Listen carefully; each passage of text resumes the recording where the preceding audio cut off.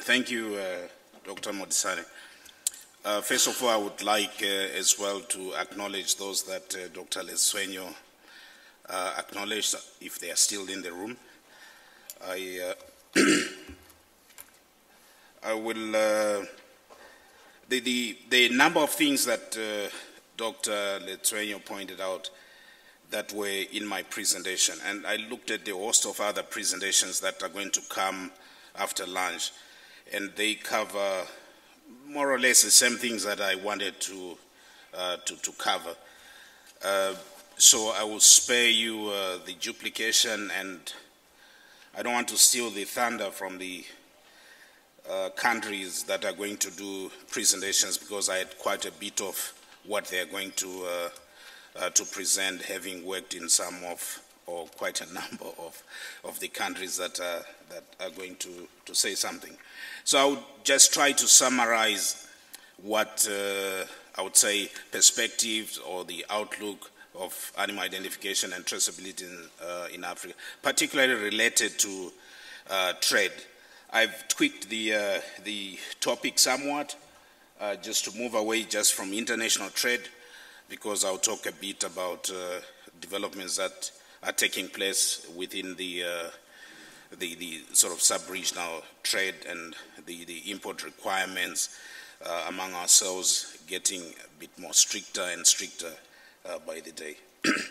The background, as was pointed out, that in sub-Saharan Africa, most countries have some form of animal identification for various purposes, ownership, for performance recording, and largely based on brands and tattoos, and in some cases conventional visual plastic ear tags. Most sub-Saharan African countries have some form of veterinary permit system, a movement permit system, to either control or monitor livestock movements. I say monitor because you cannot control most of the movements. As I pointed out to some yesterday, that we often ask for import permits from each other when the animals were actually in the country requesting for an import permit the day before. So this is a peculiarity of production systems in some parts of Africa, where livestock their survival depend on mobility from one area to another, seeking good grazing.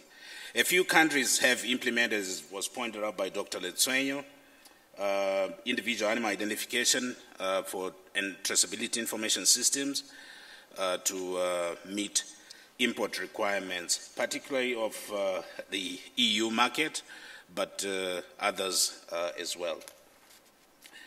Development of traceability systems, some of the countries I highlight here as examples. So if you are left out, your country is left out, please don't be mad with me. Namibia, Botswana, Zimbabwe, and Swaziland. Particularly Zimbabwe, Botswana, and Namibia developed systems in the late 90s to early 2000. And of the three I put up there, of the four, two are still exporting to the European Union and have advanced much further in their animal identification systems. And I hear that Zimbabwe is planning to resuscitate or further develop the system that existed there. Swaziland has developed a system that will be presented. I had a bit of that here, just to highlight a bit what they have done. Quite often it's not pointed out in a number of meetings I've been to. There are several pilots or attempts that have taken place in several parts of Africa to establish animal identification and traceability. Some were in West Africa, East Africa, here in Southern Africa, and also in the Horn of Africa. I'm sure we will get some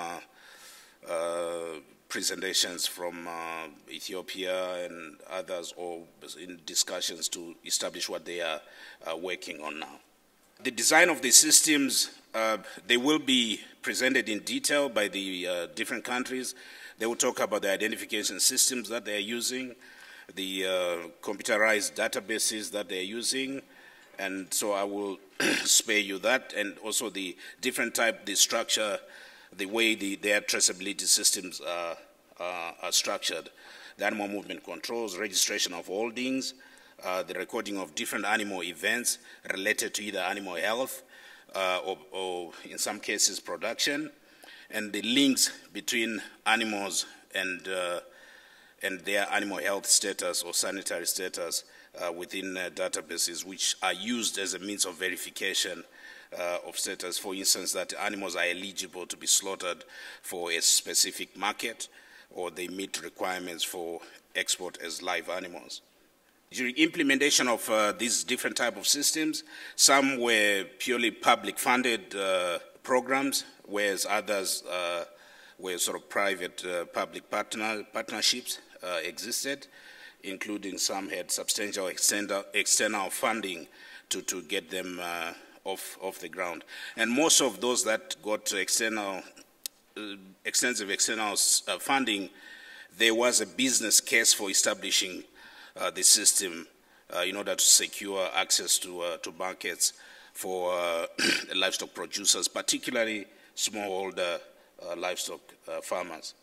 In some of the countries, I try to avoid giving names here because they will present to you their systems in the afternoon.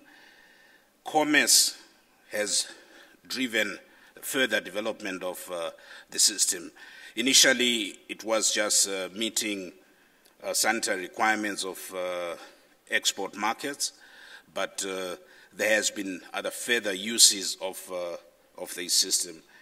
In some of the countries, they will point out to you quality assurance schemes or farmer assurance schemes have also piggybacked on national traceability system, animal identification and traceability system. The more uses a system gets, the more it gets support in terms of investment and also its sustainability when various institutions find a need to get either information from it or verify records from the databases. As I pointed out, I have just explained a bit of the various uses within the different systems that have been implemented in Africa, particularly those countries that have established individual identification-based traceability systems, where both for animal health management, supporting export certification, quality assurance programs, and also others such as commercial banks that support agri-finance. They want to verify animals that have been purchased with their support, whether they were actually purchased, whether they are still there, and some other exporters would run various schemes for whether it's commercial or communal producers, and would want a means of verifying the presence of animals at a certain location or their movement for slaughter or export. I try to move away from describing the systems in detail, but to raise issues that probably the countries will not raise. When countries come to present, they try to present a good picture of what. So I decided with the exposure to some of the countries, I will not mention here, I will just raise some of the issues that they have experienced in implementing their projects in a way of stimulating the discussion that is going to come after the presentation. Dr. Leswenyo pointed out and emphasized the need for stakeholder involvement. You would find that some systems battle to get support from farmers, all the various stakeholders along the value chain, because they were not involved in the design of the system, or there was limited involvement of different stakeholder groups. Misinterpretation of market requirements. This one, I don't want to overemphasize it, but it has been an observation. It's an observation that I've made, and others too, that quite often there is a misinterpretation of market requirements, where, for instance, a market requires identification of animals that are eligible for that market, then a country may choose to identify all the animals in the country. Where animal identification is required, they probably go for the most expensive identification system, most complex identification system, in a way of either trying to do the same as what is in that market. Dr. Letswenya pointed out the issue of the need to negotiate equivalence, or at least to have it considered by the markets. When we have group discussion, I think it's an area that I would discuss a little bit more or elaborate on this issue of correct interpretation of market requirements. Underestimation of resources required. Quite often you find countries that establish systems and they run, the implementation unit is a one-person show, which is not a good either for continuity if the person leaves or the system suffers. Rushed implementation to meet deadlines. This is an observation. You find there's a deadline, and quite often some of the deadlines are self-imposed. We are going to do this by this date, and then you rush through all the different stakeholders, and the system either collapses or parts of it don't work very well. Again, I pointed out implementing complex systems. And also one other issue is that some of the information systems or traceability ICT systems that are built, they are they say for the purpose of supporting export certification, which would have been the sort of the core reason why the system was developed. But they are good for little else. When the Department of Statistics would like data, the records are not available. When the Agricultural Bank need information, it cannot be accessed. So the database becomes solely for export certification for the either millions or thousands of dollars that would have been spent. It is not, there's a need to get more value out of the system. Some of the common challenges that I have observed, which many of you will attest having observed as well. Acceptance by stakeholders, that it often takes time because there is not a lot of consultation in the beginning. Limited capacity to implement the system. I pointed out these one-man shows that we see in some countries where they have very small units managing the system. The other challenge that countries in Africa face is dealing with a basket of markets with different requirements. Obviously, they would then focus on the primary market and hope that everybody else will accept the system that has been established.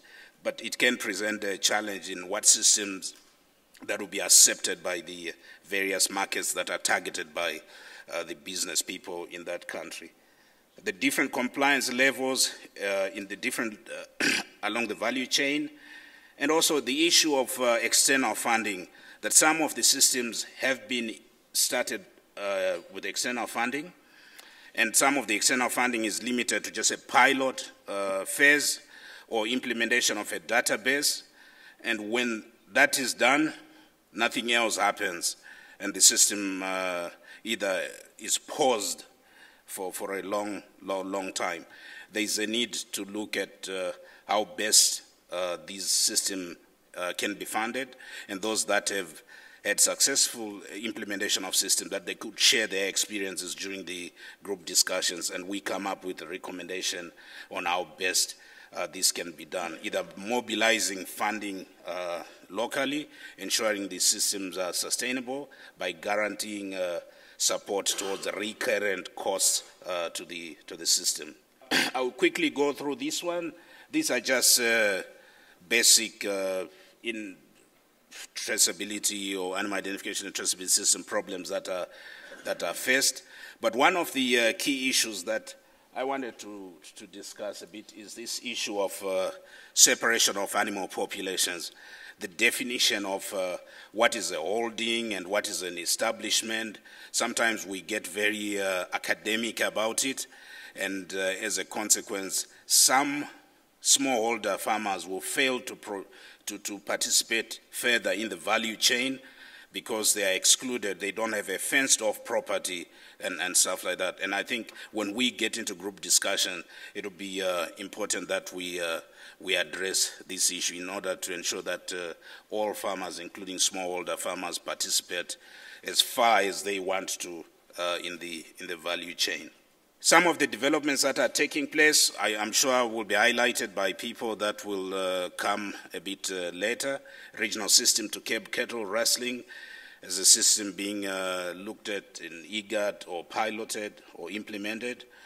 I was fascinated when I was in Burkina Faso to look at with a colleague Dominic Ferguson here, the regional systems they have to monitor movements that are moving from Mali through Burkina Faso to Ghana, and they go back again following pastures in different seasons. And they have this international or regional movement permit that they control. Okay, the identification system is group-based, but they have a good idea of where the animals have come from, have moved to, and when they get back, they will know where they have been to based on the different stamps that are put on this system. And I found it quite fascinating that such a system is there, and it works. It has its challenges, which brings me to the other issue of ensuring that there is some form of regional collaboration in terms of common, for instance, common identification systems. Not the tools themselves, but the numbering system. Quite often you find a country has import requirements for animals to be individually identified, but within 2 days of arriving in their country, all those ear tags are removed, because the people that are buying these animals, such as feedlots or others, they have different systems in place that do not accommodate animal identification system from another country. These animals are identified at $2 per animal, and then the moment they come into the country, you just cut off the ear. There is a need to look at common animal identification numbering systems, so that these systems, in actual fact, for further verification that these animals that were imported have gone through the value chain which they were intended to based on the import permits and so on, it's important that there is this common animal identification numbering systems. Other issues, I just pointed out the issue of mobility. I am hoping that we will discuss in this group discussion the challenges that most of the countries face where there's cross-border animal movements, and some of the movements very difficult to control. They've been going on for centuries, and it's based on seasonal availability of grazing in different parts of the region. So I'm hoping that we will get people that have experience with pastoralists mixing with other group and discussing how perhaps in some countries they've managed to monitor movements at least, or control them if there's a requirement to. The issue of equity, I discussed about it. I'm hoping this will come up, the issue of smallholder farmers being able to participate further along the value chain. That animal identification and traceability system should not disenfranchise smallholder farmers by the nature of the way the system is designed. The issue of outdated legal frameworks is probably something that we're not going to discuss. It has been extensively discussed in other fora, and I'm sure some are addressing it, but I just highlighted here that these are some of the other issues. The other thing, there is lack of a model legislation. The FAO has, I think, model legislation for animal welfare and possibly other things.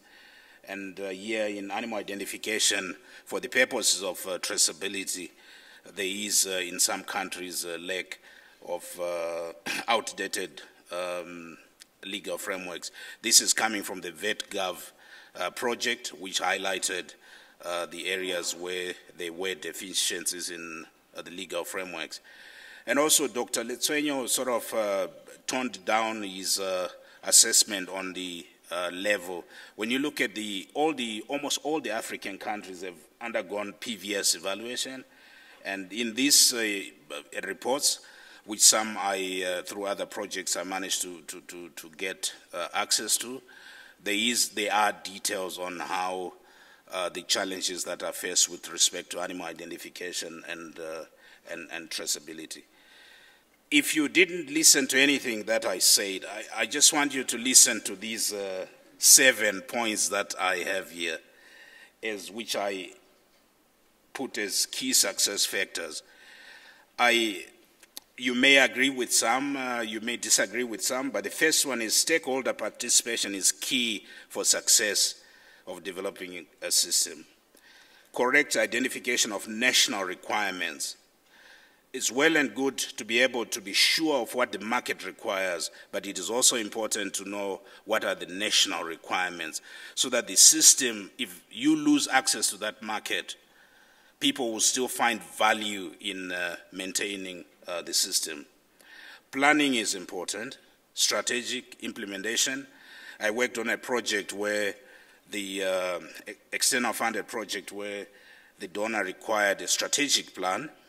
Then we thought we were done. Then they asked for an implementation plan. And we thought, it's done. Then they asked an execution plan. And as we implemented the project, we found that it actually helped, that we had the bigger picture. We had sort of broadly an implementation plan, and for the different components, we had an execution plan for each one of them. And I'm sure this is going to be addressed as well in, I think, on Thursday, the issue around planning and related issues. Implement a practical and affordable system. We cannot overemphasize this. The aim for equivalence and not the sameness of system. You want to place your product in Norway, then you go to Norway and try to copy the system that they have. Different production systems, different type of animals, and so on and so forth. We need to ensure that we have systems that are appropriate for our production systems, appropriate for the level of funding that is available, or the investment and recurrent budgets that will be able to support such a system. And I hope this will be highlighted in the system that was established in Swaziland, which there were substantial amounts spent, but compared to other systems that have been set up, it is relatively, you could call it a low cost if I don't offend the Swazis, but it serves the purpose, and they meet the requirements for the targeted markets at a lower cost than everybody else. That is lower cost per animal of implementing and running the system. It's important to review the system. Quite often the reviews are based only on audits that are conducted by the markets where we put product. But there is a need for veterinary authorities or the competent authorities managing the system to be able to conduct their own reviews of the system. Is it still serving the purpose for which it was intended? Is there a need for us to change some things a bit? Monitor the system, it goes without saying, evaluating whether you are meeting the objectives or the outcomes and so on. I would like to end by saying animal identification and traceability system is not an end in itself. It is just but a tool to validate or verify that this animal was vaccinated on this day, or this animal was was at this farm on this day, and this is the nutrition and all sorts of other things. It is to validate whether it's animal disease management or quality assurance, or certain quality attributes related to whether the places where these animals are raised. So it is just a tool. The rush to implement a system, I've emphasized in one meeting, and some people were offended, that there has to be something for which you are implementing the system that will make it exciting for politicians to invest in it and say, oh, there is value coming out of it. And not, as pointed out by Dr. Letsuenyo, because it's a fashion. Our cattle must have ear tags too. Yeah. Thank you very much.